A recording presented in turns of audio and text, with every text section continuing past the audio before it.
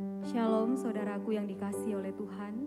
Kita bersyukur saat ini kita boleh beribadah. Sebelumnya saya mengucapkan Paskah untuk seluruh keluarga besar PPA Anugerah. Dan kita akan siapkan hati kita sungguh-sungguh untuk menghadap Tuhan, untuk memuji Dia, untuk menyembah Dia. Mari kita siapkan hati kita dan kita akan nyanyikan pujian. Besar mulia kasih-Mu Tuhan, karena Engkau telah mengorbankan hidup.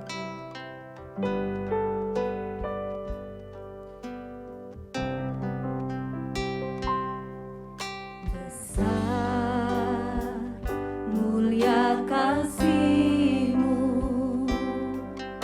Kau korbankan hidup-Mu, curahkan darah-Mu sebagai ganti dosaku. Kau berikan harapan, berikan harapan di dalam kesesakan. Agunglah perbuatan-Mu, Yesus Tuhan penebusku.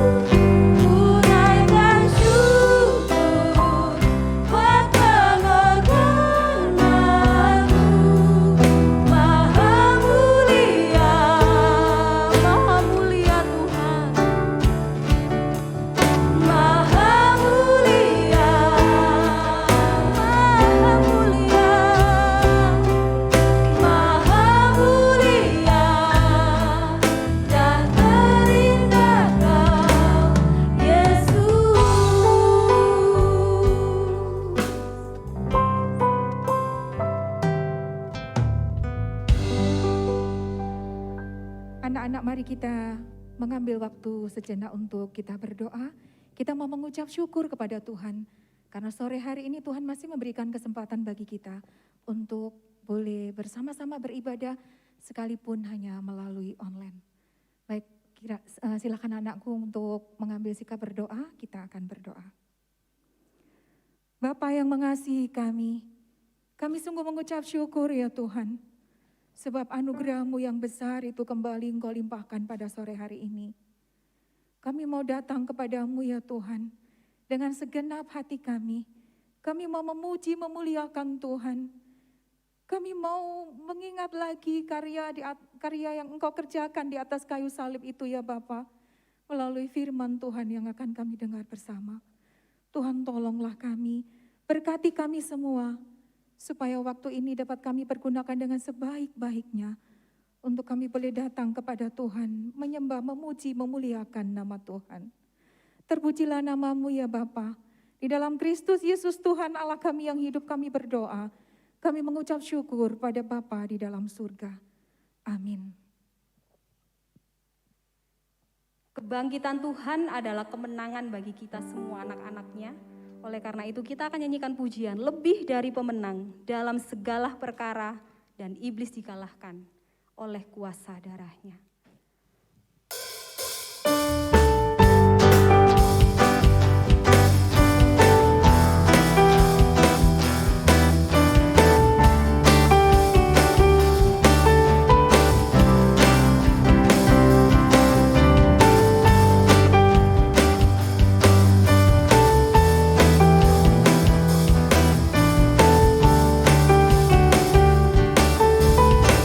Lebih dari pemenang.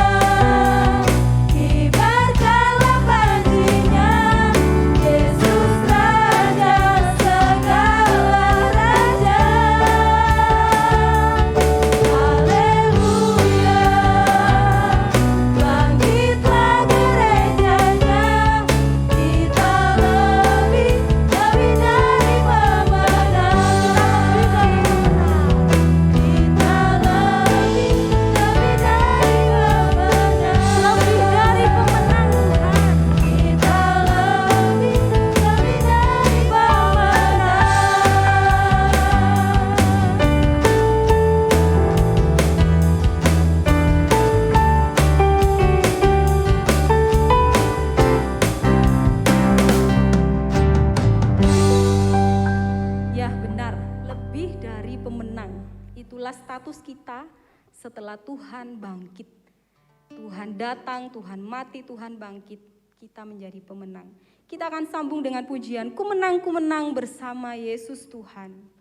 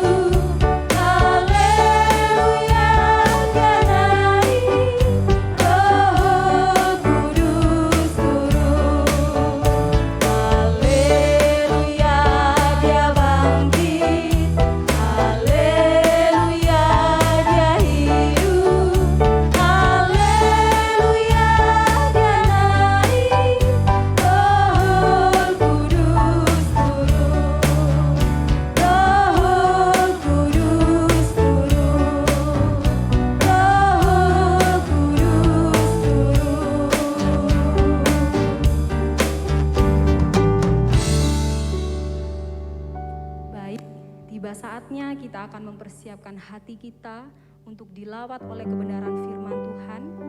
Semua saudara-saudara meskipun mengikuti ibadah di rumah, mari kita semua sungguh-sungguh mempersiapkan hati kita.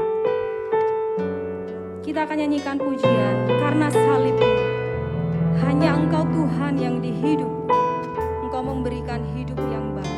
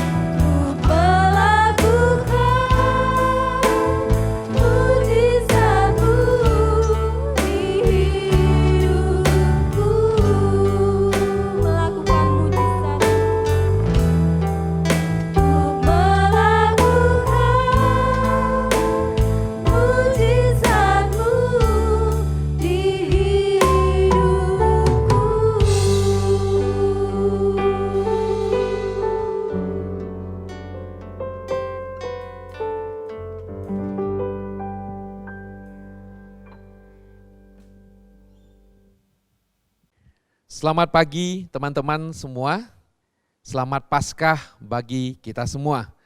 Saya mau mengajak kita bersama-sama pada pagi hari ini untuk merenungkan satu bagian firman Tuhan, dan ini akan mengingatkan kita khususnya di ibadah Paskah ini tentang kemenangan Kristus yang sudah Tuhan berikan, yang Tuhan sudah nyatakan bagi kita semua. Mari saya mengajak kita bersama masuk di dalam doa untuk mengawali perenungan firman Tuhan pada pagi hari ini. Kita berdoa.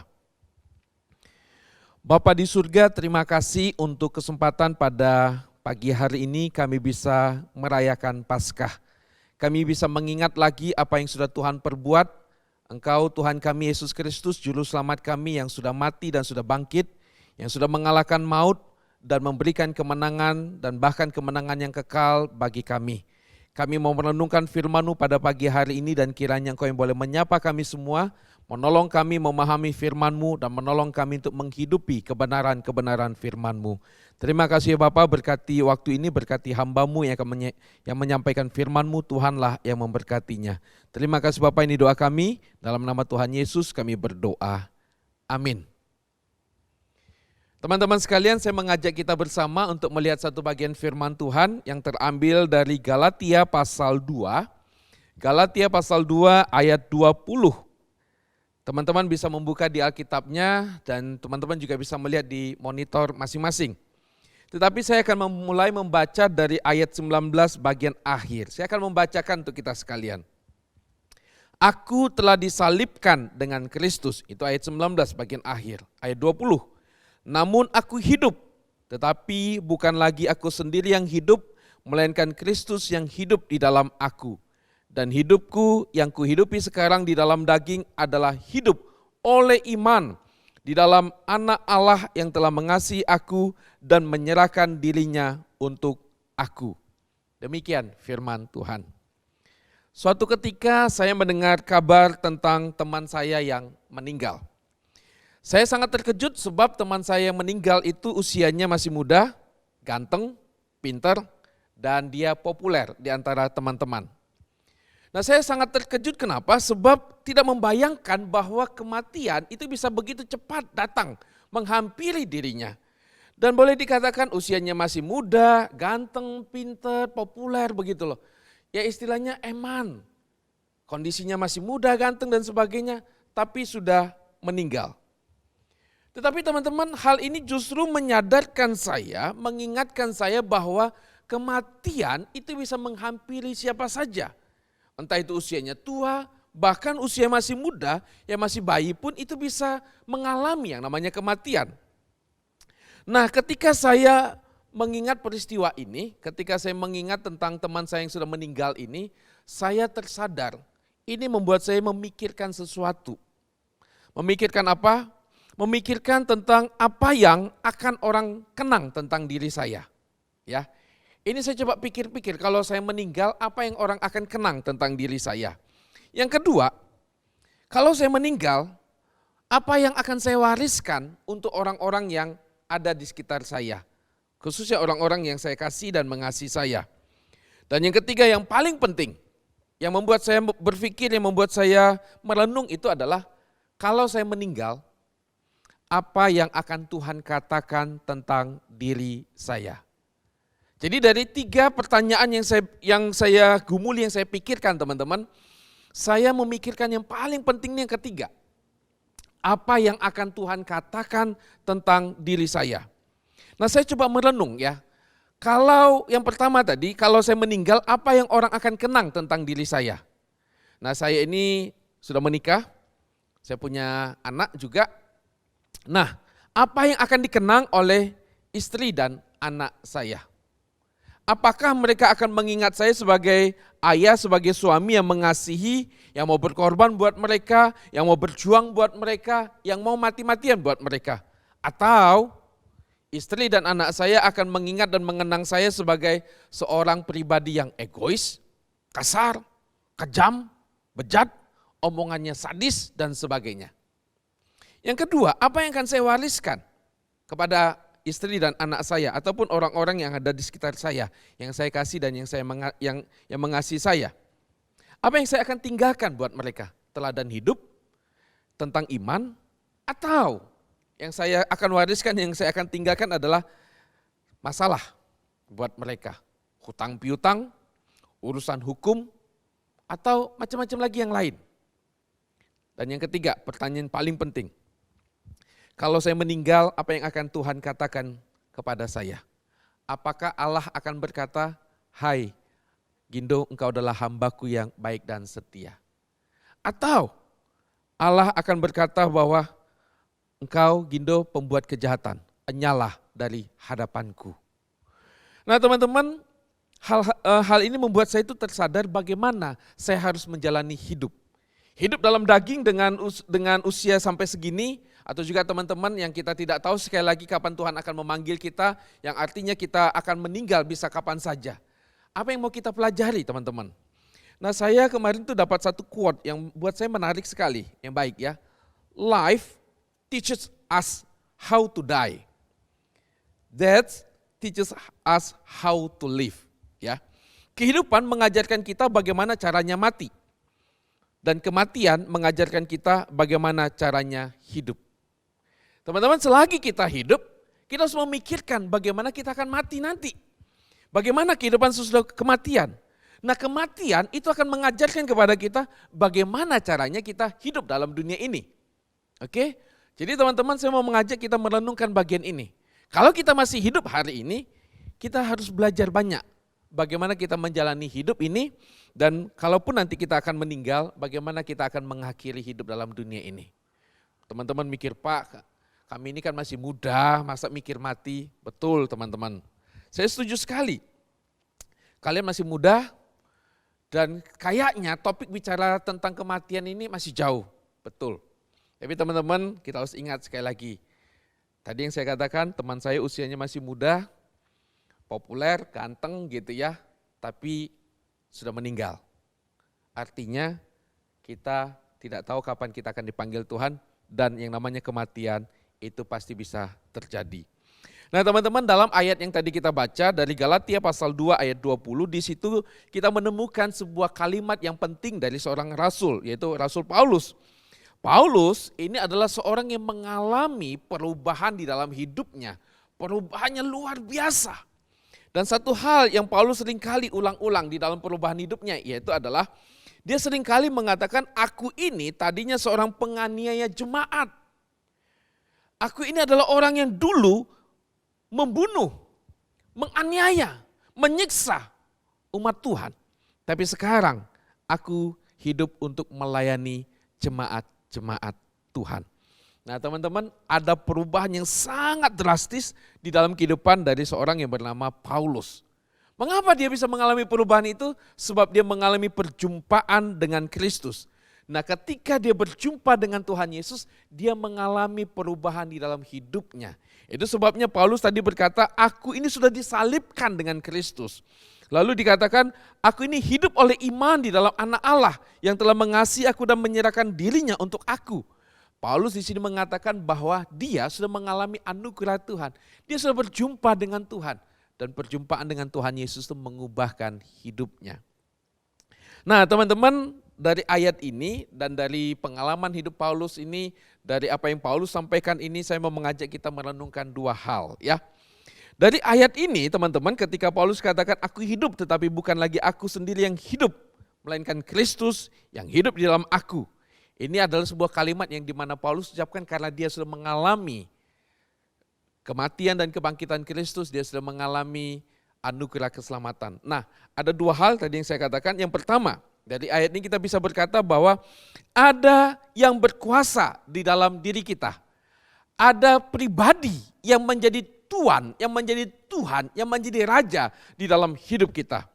Jadi bukan lagi aku yang menjadi Tuhan dalam hidupku, tetapi Kristus yang menjadi Tuhan atas hidupku. Aku tidak lagi tunduk kepada diriku, tetapi aku tunduk kepada Allah, kepada Yesus. Nah gini teman-teman, sebelum Tuhan Yesus menjadi Raja dalam hidup kita, sesungguhnya ada yang lain yang sudah menguasai diri kita.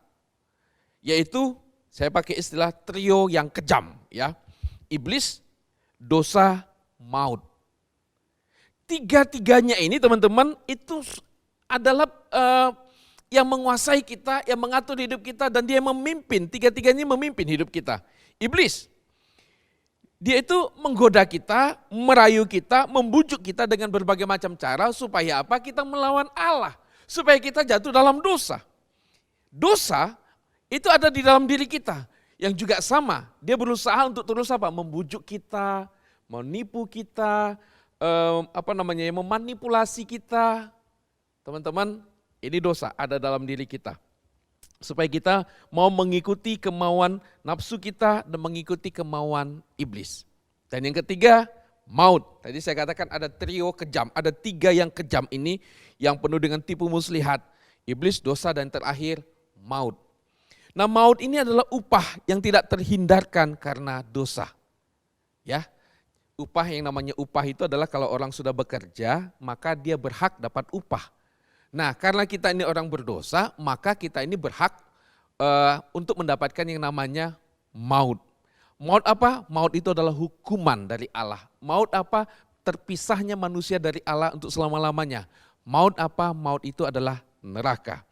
Nah, jadi teman-teman, iblis, dosa, maut, ini adalah tiga-tiganya ini yang berkuasa dalam hidup kita. Dia memimpin hidup kita. Nah, cuma teman-teman mikir gini, Pak, saya nggak merasa tuh iblis, dosa, maut itu yang berkuasa atas hidup saya. Saya nggak merasa tuh, Pak. Saya merasa ya saya sendiri yang menentukan hidup saya sendiri yang mengatur. Nah, gini teman-teman. Memang kita tidak merasakannya, oke? Memang kita tidak merasakannya. Tapi walaupun kita tidak merasakannya bukan berarti itu tidak ada. Ya. Justru karena dia ada tapi kita tidak merasa dia ada, itu yang berbahaya. Nah, karena itu teman-teman, saya mau menyampaikan kepada kita semua. Saya mau mengingatkan kita, ada dosa, maut, dan iblis yang menguasai hidup kita. Walaupun teman-teman katakan, saya nggak merasa, Pak. Saya mau katakan sekali lagi, justru ini yang sangat berbahaya. Ada tapi tidak merasakan. Justru efeknya akan sangat-sangat berbahaya. Misalnya, saya ambil contoh. Kita itu tidak tahu misalnya ya, ada yang namanya itu penyakit kanker di dalam tubuh kita. Dia pelan-pelan menggerogoti, pelan-pelan menggerogoti, pelan-pelan menggerogoti. Ketika kanker ini muncul pertama kali, kita nggak merasakan bahwa dia itu ada. Kita nggak merasakan. Dan ketika dia mulai berkembang, kita nggak merasakan. Nah, sesudah dia masuk di dalam tahap yang lebih berat lagi, nah baru kita merasakan misalnya sakit kepala, badan lemes, dan sebagainya. Nah, teman-teman, sekali lagi tidak ada, bukan kita tidak merasakannya bukan berarti dia tidak ada. Justru saya mau katakan dia ada, dan ini yang teman-teman harus sadari. Dia ada, kalau saudara teman-teman tidak menyadarinya, ini berbahaya. Saya mau mengajak teman-teman untuk menyadari hal ini. Iblis, dosa, maut itu ada, dan selama ini kita ada di dalam penguasaannya. Tetapi teman-teman, kematian dan kebangkitan Tuhan kita Yesus Kristus itu mengalahkan ketiga-tiganya, mengalahkan iblis, dosa, dan maut. Di dalam 1 Korintus pasal 15, ayat 55 sampai dengan 57, Rasul Paulus menyatakan hal ini, mengumandangkan kemenangan Kristus ini. Hai maut, di manakah kemenanganmu? Hai maut, di manakah sengatmu? Sengat maut ialah dosa, dan kuasa dosa ialah hukum Taurat. Tetapi syukur kepada Allah yang telah memberikan kepada kita kemenangan oleh Yesus Kristus Tuhan kita. Hai maut, di manakah kemenanganmu? Di manakah sengatmu? Tetapi semuanya dikalahkan lewat apa? Kematian dan kebangkitan Tuhan kita Yesus Kristus.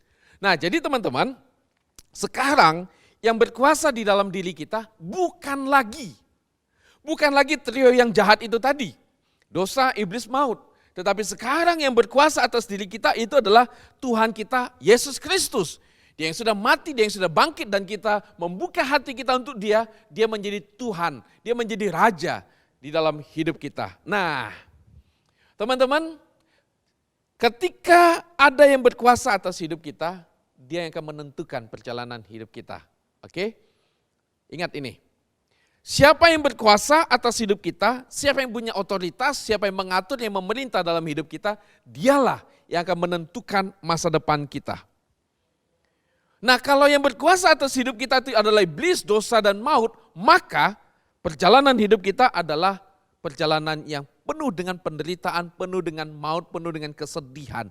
Kesedihan dan kedukaan yang tidak bisa digambarkan dengan apapun. Kalau itu dosa, iblis, maut yang menjadi Tuhan, yang menjadi raja dalam hidup kita. Tapi kalau Tuannya itu adalah pribadi yang penuh kasih, bijaksana, maka masa depannya itu adalah masa depan yang penuh dengan kemenangan, keindahan dan sebagainya. Nah, karena kita membuka hati kita untuk Kristus, ketika Yesus menjadi raja, menjadi Tuhan dalam hidup kita, maka Dia adalah Allah yang bijaksana, Dia adalah Allah yang akan membawa kita kepada kehidupan yang penuh dengan kemenangan, yang penuh dengan kedamaian dan sebagainya.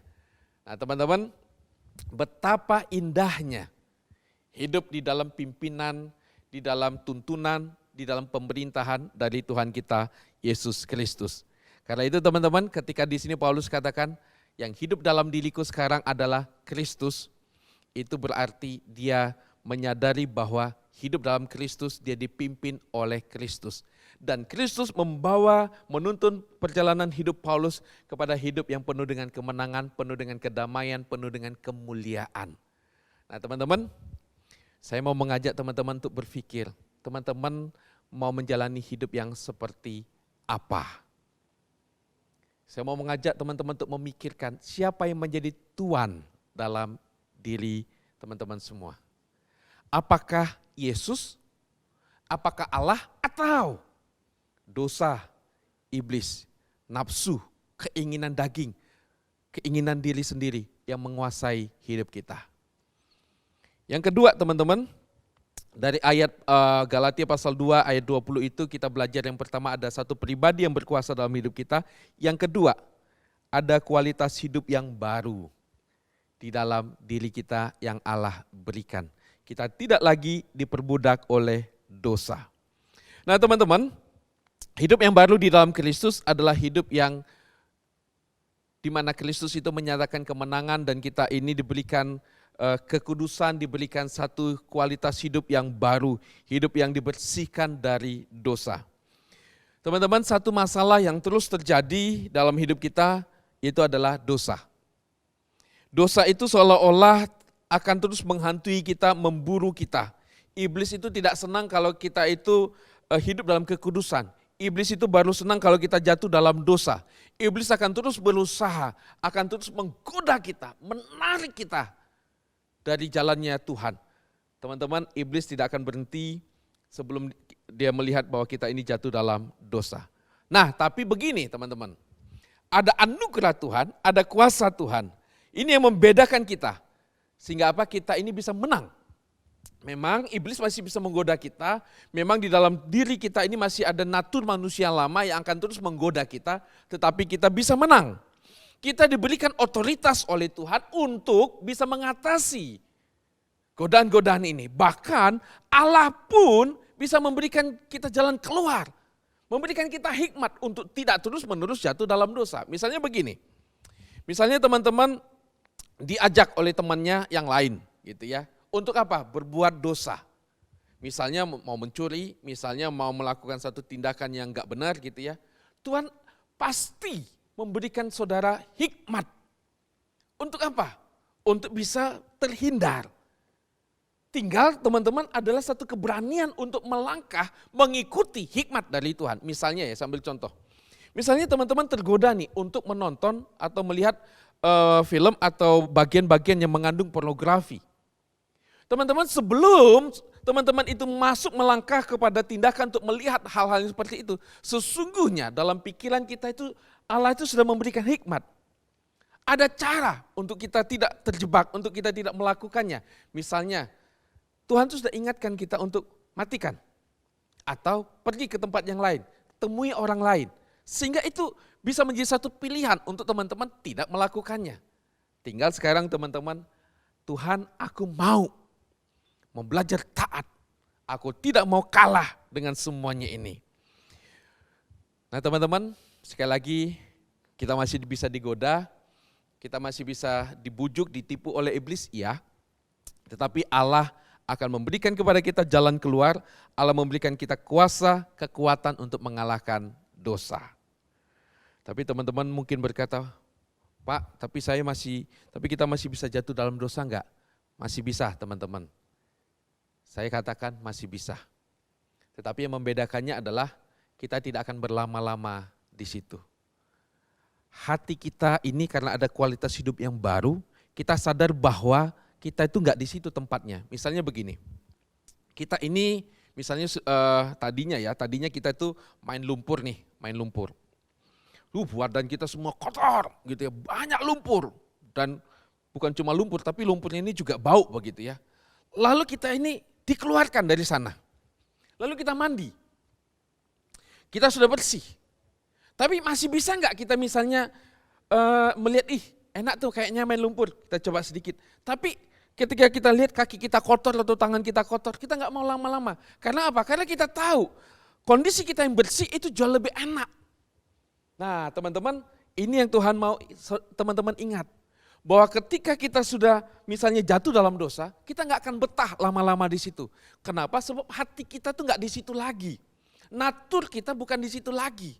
Karena itu, ini yang mau saya sampaikan kepada teman-teman. Langsung kita minta hikmat dari Tuhan, minta kekuatan, minta kuasa dari Tuhan, keberanian untuk melangkah keluar. Dan teman-teman ingatlah, hidup dalam kekudusan itu jauh lebih indah. Hidup dalam kekudusan itu jauh lebih nikmat, jauh lebih menyenangkan. Hati ini jauh lebih bersih, jauh lebih tenang. Teman-teman, orang yang hidup dalam dosa, lalu dia dalam tanda kutip merasa senang di dalamnya, sebenarnya dia sedang menipu dirinya sendiri. Dia tahu kok bahwa itu tuh, bahwa hidup dalam dosa tuh nggak enak gitu loh, nggak enak. Dia tahu kok. Nah teman-teman, saya mau katakan bahwa memang mengikut Tuhan, hidup dalam kekudusan itu ada harga yang harus dibayar. Tapi kalau teman-teman tidak hidup dalam kekudusan, saya mau katakan harga yang dibayar jauh lebih besar. Nah teman-teman, saya mau mengajak teman-teman mau mengikut yang mana nih? Mau memikirkan hidup di dalam relasi dengan Tuhan, atau teman-teman mau membiarkan dosa, iblis dan maut itu terus berkuasa dalam hidupmu? Saya teringat teman-teman dengan seorang yang saya kenal di satu kota di Jawa Tengah. Orang ini sudah pernah masuk penjara dan dia keluar dari penjara. Saya mengasihi anak ini, ya, saya mengasihi dia. Sesudah dia keluar dari penjara, saya mau melayani dia. Saya bimbing dia, saya nasihati dia. Nah, tapi sesudah itu teman-teman, saya tidak lagi ada di kota itu, saya meninggalkan kota itu. Dan apa yang terjadi, anak ini memilih hidup yang semakin jauh dari Tuhan. Hidupnya dalam keterpurukan, hidupnya hancur. Teman-teman, iblis, dosa, maut akan membawa kita kepada kehidupan yang hancur. Tetapi Kristus yang sudah mati dan bangkit, di mana dia memberikan hidupnya yang kekal kepada kita semua. Dia akan membawa hidup kita kepada kebahagiaan, hidup kepada kemenangan, hidup dalam ketenangan, hidup yang penuh dengan kemuliaan. Teman-teman, Kristus sudah mati, Kristus sudah bangkit, dan dia sudah menyatakan kemenangannya. Dan kemenangannya itu dia berikan kepada engkau dan saya. Paskah merupakan hari di mana kita merayakan ada cinta Tuhan yang besar, ada kemenangan yang besar, dan kemenangan itu dia berikan kepada kita. Saya mau mengajak teman-teman, inilah saatnya yang tepat untuk kita bukan cuma merayakan ibadah, merayakan Paskah melalui ibadah seperti ini, tapi kita mau merayakan satu komitmen dalam diri kita untuk kita mau hidup bagi Tuhan. Selamat Paskah, Tuhan Yesus memberkati. Amin. Mari kita berdoa. Tuhan Yesus, terima kasih untuk kematian, kebangkitan-Mu dan kemenangan-Mu yang luar biasa. Semua Engkau lakukan oleh karena Engkau mengasihi kami, anugerah-Mu besar ya Tuhan. Engkau juga menuntun kami, Engkau juga menjadi Raja, Engkau menjadi Tuhan dalam hidup kami. Dan Engkau Allah yang akan mendampingi kami melewati hari-hari kami ke depan. Terima kasih ya Tuhan.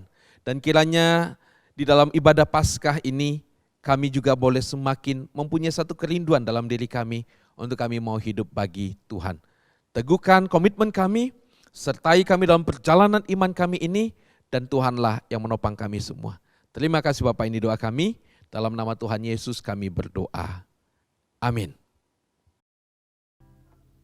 Kami akan mempersembahkan satu pujian, Yesus disalib karena cinta saya.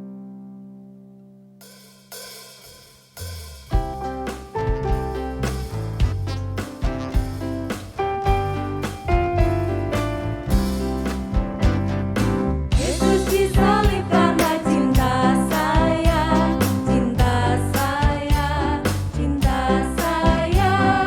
Yesus disalib karena cinta saya, dosa dihapuskan. Yesus disalib karena cinta kamu, cinta kamu, cinta kamu. Yesus disalib karena cinta kamu, dosa dihapuskan. Tanda paku di kaki dan tangan, tanda cinta, tanda cinta. Tanda tombak menusuk di pinggang, tanda cintanya Tuhan. Itu semua Tuhan sudah terima, guna semua yang mengikut Dia. Selamat orang yang tidak melihat, tapi percaya juga.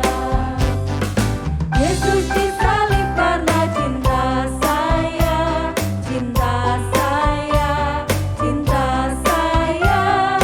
Yesus disalib karena cinta saya, dosa dihapuskan, dosa dihapuskan, dosa dihapuskan.